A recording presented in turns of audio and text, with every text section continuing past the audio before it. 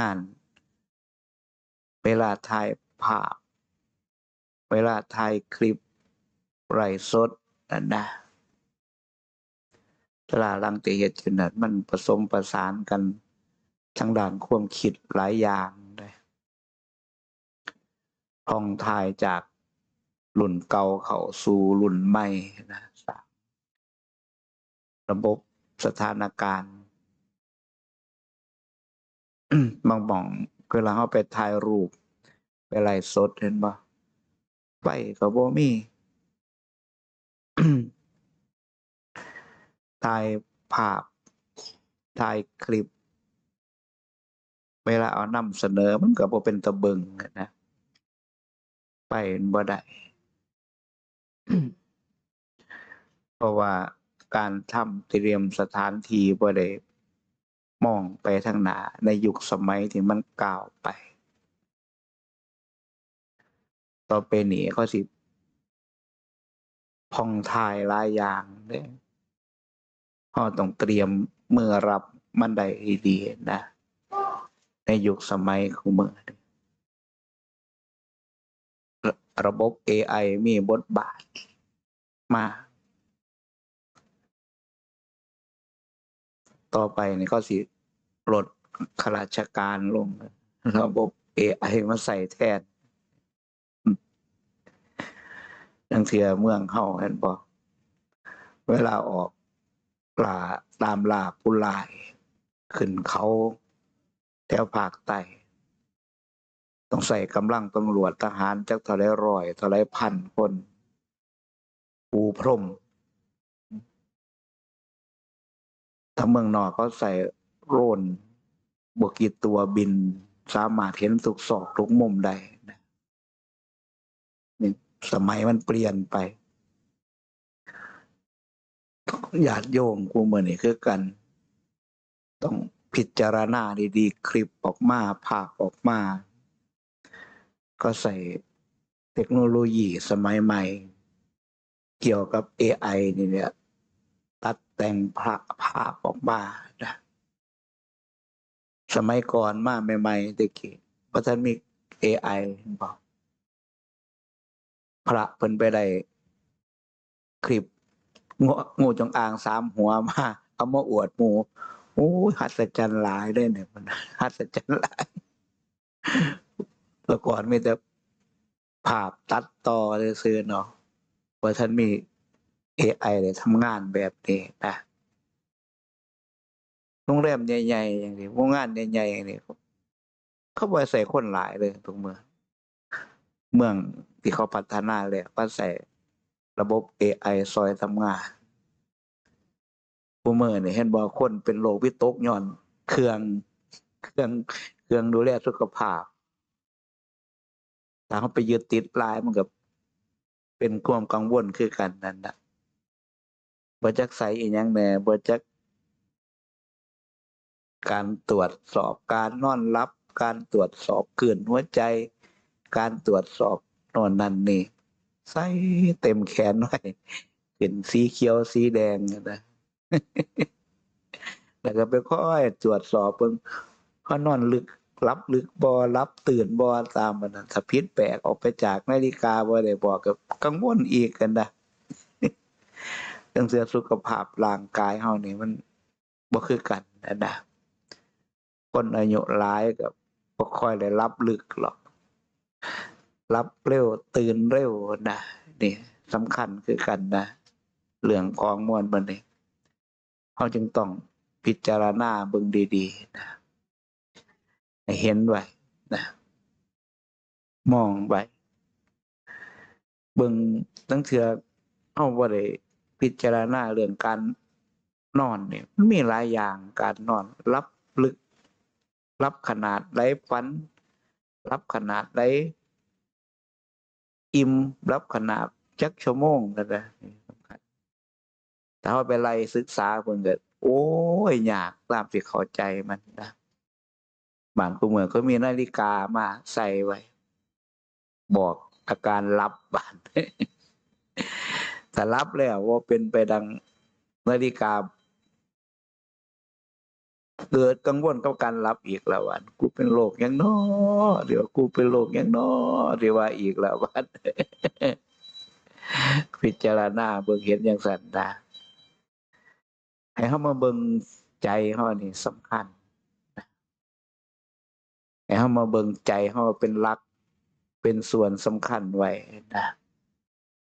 อยากให้ใจมันไหลออกไป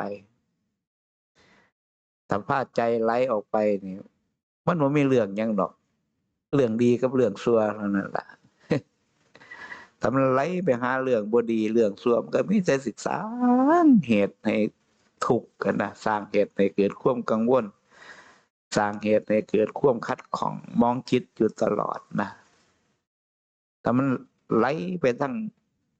ดีมันก็สิมีแต่ความสุขความปิติความสบายนะ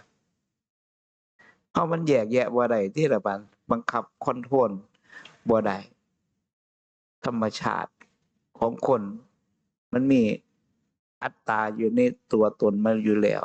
เหมือนกับสนิมมันจมอยู่ในเนื้อเหล็กอย่างสิเป็นต้นนะมันก็สิมักไหลไปทั้งบ่ดีจังซี่ละบัด มันก็ไปสร้างเหตุแต่แนวบ่ดีเป็นจังไงเฮามันดูแลจิตใจของเฮานะความรู้สึกสุขทุกข์ความรู้สึกเจ็บปวดป่วยไข้นี่มันซอถึงสภาพใจเฮานะบ่ได้มีแนวอื่นเด้อันนั้นมันป้อนแต่เหตุสร้างแต่เหตุแนวบ่ดีเข้าไปอารมณ์มาพาใจเข้าไปเป็นก้อนเดียวกันใจจมอยู่กับความเกลียดโกรธอาฆาตมันก็สร้างแต่เหตุบ่ดีอยู่จังซั่นนะเหตุบ่ดีมันก็ส่งผลในทางบ่ดีเด้ล่ะเป็นปัญหาอยู่จังซั่นคำสอนของพระพุทธเจ้ามันจึงบ่เป็นเรื่องสลับซับซ้อนได้เพิ่นสอนแต่ว่าเฮาบ่เข้าใจบ่เข้าใจบางเทื่อบางคราวบางครั้งเฮาก็เลยพิจารณาบ่ได้นะบ่รู้จักเป็นไปตามใจของเฮ็ดไปตามอำเภอใจบ่รู้จักว่าอันใดเป็นเหตุนะนี่ก็สำคัญคือกันนะเดี๋ยวเฮาก็มองเบิ่งพิจารณาดีๆมีผู้ใดเฮาเกิดมาผู้ใดสิมาสอนให้เฮาขัดใจเจ้าของบ่มีพระพุทธเจ้าเพิ่นสอนทวนกระแสจิต มีแต่ผู้สอนตามใจเลี้ยงลูกเลี้ยงหลานก็ตามใจมันอยากให้มันหายง้อแง่ตามใจมันจังไดยังก็หามาให้เวลามันใหญ่ขึ้นมามันสร้างเหตุตามใจมันแต่น้อยเนาะพ่อแม่นี่ล่ะเป็นส่วนเฮ็ดให้มันตามใจมันมาแต่น้อยสะสมไปทีละนิดละนิดคือปวกมันก่อโพ่นก่อบาทคฤหาสน์มันก่อไปทีละน้อยเติมไปทีละหน่อยเฮ็ดอยู่ว่าเศร้าเติมอยู่ว่าเศร้าเป็นโพ่นหน่วยบักใหญ่หนึ่งคนตัวเฮาสร้างเหตุให้กันนี่สร้างเหตุให้ลูกนี่สร้างตามใจเอาให้มันเด่นให้มันกินเพราะมันบ่ให้เพราะได้เฮ็ดเวียกมันก็มีเหตุปัจจัยหลายอย่างเฮ็ดให้เฮาได้ตามใจมันนั่นนะบางอย่างบางคนก็ตามใจเกินเหตุจังซี่บางทีก็ตามใจฝึกความฟุ่มเฟือยฝึกความสุรุ่ยสุร่ายให้กับลูกเฮามองเห็นว่าเฮาลำบากจังซี่เป็นต้นนะตอนเฮาเป็นเด็กน้อยเฮาลำบากพอใหญ่ขึ้นมามีครอบครัวมีลูกฐานะเพิ่นพอไปพอมาพออยู่พอกินเพิ่นบ่อยากให้ลูกลำบากคือตนอีหยังก็ปนเปื้อให้นะอยากได้เหตุปัจจัยของความอยากอุปกรณ์การละเล่นสิ่งของเล่นเล็กน้อยมันหลายขึ้นแต่ก่อนบ่แม่นอีหยังเอามาโพมาเฮ็ดบักกิ่งหล่อเฮ็ดคั้นใส่มือครับพายแบกใส่ไหล่หมุนแล่นอ้อมบ้านพากันเล่นนะบักกิ่งหล่อเก่ารถยนต์ พากันเล่นเดินเรียนมาเป็นหมู่เป็นกลุ่มไปเล่นไปกระเบื้องแตกไหม้อันใดมันคืออาวุธคือดาบคือปืนก็ไปเล่นเป็นหนังจีนหนังบู่ยิงกันน้ำเรือนวัดไปเล็กหน่อยผู้หญิงก็ได้กระเบี่ยงกระโป๊ะแตกมาตั้งร้านขายของมีโจรไปปล้นนะครับเด่นว่ายังสั่นนะว่าได้เสียเงินเสียทองอย่างเงี้ยเห็นรถเป๊กเป๊กเป๊กมาเศร้าเรียนนะบ้านว่าพุทเล็กหน่อยผู้ชายว่าเล็กหน่อยผู้หญิงแล่นก็หาปลากล้วยคนนะบ้านหากระดูกหาขวดมาแหลกขนมไข่ขี้เกียบเป็นยังสั่นสมัยคูเมื่อนี้การละเล่นของเล็กหน่อยมีแต่เสียเงินแล้วก็เล่นบ่จักแพงแต่ก่อนมันมียังยากขึ้นมานอกจากได้ยางข้ามที่ใดมาแต่ละชิ้นแต่ละอันนี่มันยากเพราะมันยากมันก็หัวจักรักษาหัวจักแพงหัวจักรักษาการคล้องเหรียญเล็กหน่อยจากรุ่นสู่รุ่นได้เลยนะพอได้ทิ้งขว้างนะผู้ใหญ่เศร้าเหรียญแบบนี้ก็ตกมาหอนหนองอย่างที่นะ2 รุ่น 3 รุ่นก็ยังเล่นได้อยู่สภาพมันยังดีอยู่เก็บเมียนไว้ได้แต่ว่าคู่มือนี่เมื่อมันหลายมันก็เลยยากมันก็เลยง่ายคนก็เลยบ่ค่อยเก็บรักษาไว้มันหลายเอาสังเกตเบิ่งแต่ก่อนนี่เห็นบ่โอ้ยแสนศักดิ์เบื้องสุรินทร์แชมป์โลก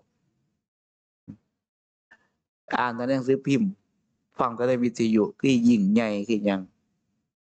อยู่ไปอยู่มาบ่จักแชมป์อีหยังแหน่บัดคุณค่าของแชมป์ก็เลยลดลงไปจากความรู้สึกของผู้คนทั้งหลายหันมาหาทางธรรมเด้อกี้พอทานบ้านนอกชนบทเฮาสิได้พ่อครูมานี่โอ้ยมันเป็นความยิ่งใหญ่เป็นศักดิ์ศรีของชาวบ้านคือหยังบ่เคยฮู้ยินพระไหลพระครูเพิ่นสอนโอ้ยประธานมาได้พ่อครูชาวบ้านน่าชื่นตาบานมีความเคารพยิ่งขึ้นอีกตามสถานะผู้มื้อนี้ได้ยินว่าผู้นั้นได้พ่อครูผู้นี้ได้พ่อครูก็จักธรรมดาจิตใจเฮามันหลายหั้นนะบ่จักพ่อครูสัญญาบัตรบ่จักพ่อครูฐานานุกรมบ่จักอีหยังเว้าคำหลวงปู่ศรีเพิ่นเว้าเพิ่นเว้าเว้าเพิ่นเว้าขึ้นลอยๆขึ้นมาดอกโอ้ยสมัยคูมื้อนี่จะแม่นมันหลายไปพระครูพุ่นนะย่างไปจั่งใดก็เหยียบแต่ขี้พระครูเพิ่นถ้าแม่นความหลวงปู่เพิ่นเว้าไว้แต่10 ปีก่อนพุ่นนะนี่เฮาพิจารณาเบิ่งนั่นนะอิหยังให้เฮากลับมาเบิ่งใจเฮาถ้าเฮาเอาใจเฮาส่งออกไปหลายนี่มันก็สิไปนำสิ่งม่วนหมู่นั้นล่ะนอนบ่หลับกินบ่แซ่บห่วงก็คิดก็เป็นอีหยังบางเที่ยเฮาบ่ได้เบิ่งไว้เฮามันอายุหลายขึ้นมาการหลับนอนมันก็สำคัญเป็นไปตามอายุเป็นไปตามธาตุขันธ์คือกันนั่นนะอย่าไปกังวลนำมันหลับก็หลับมันตื่นก็ตื่นถึงเวลาก็พักไปลงมาเบิ่งกายเบิ่งใจเจ้าของว่ามันมีความอ่อนเพลียมันมีความอ่อนล้าในการตื่นเร็วในการนอนหลับยากในการกินข้าวบ่แซ่บคนนี่มันใจน้อยจังได๋กินข้าวบ่แซ่บก็หายากินข้าวแซ่บมากินแล้วบ่เบิ่งเจ้าของนั่นนะบ่เป็นหยังถามหาแต่ยากินข้าวแซ่บอืมคันกินข้าวแซ่บหลายพะย้านอ้วนบาดห้วยมันบ่มีแนวพอดีกินข้าวแซ่บหลายพะย้านอ้วนสิบ่อ้วนบ่ล่ะสูกินน้อยๆนี่สิมันไปบ่คือพวกกินข้าวบ่แซ่บมันไปหายากินข้าวแซ่บมากินบาดย้านเจ้าของโซ้นะย้านเจ้าของป่วยนั่นน่ะอันใดถ้ามันเกินไปมันบ่พอดีมันลำบากความคิดเฮาก็ดีการอยู่การเป็นอยู่การกินก็ดีการหลับนอนก็ดีนอนหลายก็ว่ามันสิดีเด้กินหลายก็ว่ามันสิดีเด้เป็นจังซั้นนะซุมื้อนี้พระกินหลายของกินหลายกินข้าวแล้วบ่มีแรงสิพายบาตรกลับกุฏิเลยพระไปสังเกตเบิ่งเด้อเต็มอยู่อาสมถึงศาลาเปิดฝาไว้เบิดมื้อ โอ้เฮามาพิจารณาหม้องสิเก็บสิเมียนบาทไว้นี่มันบ่แม่นหม้องธรรมดาเด้รักษาไว้ดีคือหยังมุเจ้าบ่ฮู้จักหรอกคำว่าบาทพระนี่เพิ่นออกระเบียบวินัยมาเพื่อดูแลรักษาบาทไปส่ำใดนะการสะพายบาทการอุ้มบาทการวางบาทการเช็ดบาทบ่แม่นธรรมดาเด้แม้แต่การฉันอาหารจังซี้สิไปเอาช้อนขูดคือเฮาเสร็จกวดแกะกอดแกะนี่บาทมันเกลี้ยงก็บ่ได้อีกเลย พิจารณาเบิ่งมันรายละเอียดมันลงลึกลงไปหลายอย่างในเรื่องนั้นนะเฮามาพิจารณาเบิ่งแต่ก่อนพระแข็งแรงนะบิณฑบาตได้เฮาบิณฑบาตไปกับ10 กว่าโลสิพุดขาขึ้นเงยหน้าแท้ๆเฮาย่างขึ้นสีเนินย่างขึ้นเขาเนาะซ้ำสิได้ชันเขาแต่ละมื้อนี่ก็4 โมงกว่าพุ่นนะฮอดหม้องฉันเตรียมนั่นเตรียมนี่ก็ยังได้ฉันลงก็บิณฑบาตตั้งแต่ตี4กว่าๆพุ่นนะ6 โมงเช้าฮอดชายบ้านตีนบ้านเขาพอดีนะจ๊ะจังมาคล้องผ้าคล้องบาทคล้องข้อจีวรสังฆาผาดไหลลงมานะมาบิณฑบาตบางมื้อก็ออกจากบิณฑบาตบ่กลับขึ้นไปที่พักหาหม้องเหมาะๆกับฉันเข้าเรียบร้อยแล้วล้างบงล้างบาตรก็จังพายบาตรเป่าขึ้นที่พักก็มีนะเอานั่นโน่นนี่เหลือบิณฑบาตมากก็แจกให้ครับมีทหารอุปถาก อยู่กับเขามีกำลังพลอยู่21กำลังพลบ่อยู่หั่นเขาอยู่ตีนเขาหั่นเขาอุปถากตอนไปอยู่หั่นเพราะฉะนั้นจังว่าของอำนวยความสิ่งของอำนวยความสะดวกของอยู่ของกินปัจจัย4ทุกวันนี้มันมากมันหลายนะถ้าเฮาบ่หักห้ามใจเฮามันก็ไปนำมันไปนำปัจจัย4นี่ล่ะแทนที่มันสิไปตามหลักของพระพุทธศาสนาว่าปัจจัย4เป็นเครื่องให้สรรพสัตว์มีความเจริญปัจจัยคุณเครื่องที่ทำสิ่งนั้นสิ่งนั้นให้เจริญขึ้นกับปัจจัย4ครับเป็นเครื่องให้คนบ่ระวังจิตเจ้าของนี่เกิดความตกต่ำลำบากเพราะว่าถลำกินเกินตัวใส่เกินตัวนี่แหละมันสำคัญนะพอแล่นน้ำโลกแล่นน้ำเข้าของเครื่องใส่แล่นน้ำเครื่องของอยู่ของกินมากเกินไปจนบ่ได้กลับมาเบิ่งเฮาว่าเฮาสิมีชีวิตอยู่นี่ได้จักปีจักชาตินั่นนะแต่ละคนน้อยก็ล้มหายตายจากไปเป็นจังบ่สร้างความสุขให้มันเกิดขึ้นณปัจจุบันที่เขายังมีชีวิตอยู่คนส่วนมากจะมองการจะมีความสุขได้ก็ต้องมีเงินมีข้าวของเยอะแยะตามที่เจ้าของต้องการมันอาจสิถูกสำหรับผู้มีแล้ววางใจได้แต่สมควรจะมีมันอาจสิถูกแต่ว่าผู้มีความทะเยอทะยานเกินกำลังเจ้าของมันอาจสิเป็นความผิดพลาดในการใช้ชีวิตก็ได้ชีวิตทั้งชีวิตหาความสุขบ่ได้สร้างเหตุแต่มันก็เลยบ่พอนะต้องสร้างเฮาต้องพยายามสร้างเหตุเพิ่นบ่ได้สอนให้เฮาตายยังไปขึ้นสวรรค์ได้พระพุทธเจ้าบ่คือพระสมัยนี้เพิ่นสอนได้สอนให้เฮาตายยังขึ้นสวรรค์เพิ่นบ่สอนให้เฮาไปค้นคว้าหาภพนั้นชาตินี้ดอกนั่นน่ะมันเป็นเรื่องของวิบากกรรมแต่ละคนอย่าไปค้นคว้าอย่าไปสอกมาสอกใจเจ้าของเบิ่งจิตเจ้าของนี่นะสิ่งที่พระพุทธเจ้าเพิ่นให้ความสำคัญมันสิไปทุกข์ไปสุขก็เป็นเรื่องจิตมันบ่เฒ่าว่าแก่นำไผเด้จิตดวงนี้มันหนุ่มอยู่ตลอดหนุ่มจนหลงพุ่นน่ะมันหลอกให้หลงนั่นผู้เฒ่าอายุ70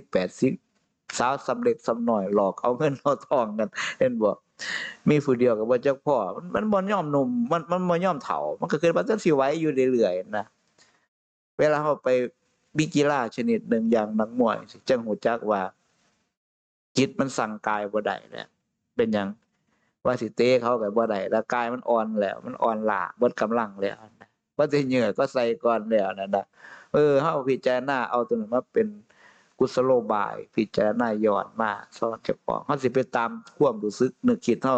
ทุกอย่างทุกอันบ่ได้เพิ่นจังไดความเว้าเข้ามาว่าคิดก่อนค่อยพูดนั่นน่ะแต่อย่าไปพูดด้วยคำตามที่คิดนั่นน่ะมันคิดขึ้นมาบางเที่ยมันคิดลามกจกกระเปดบางเที่ยมันคิดด้วยความโกรธเกลียดแต่เฮาไปเว้า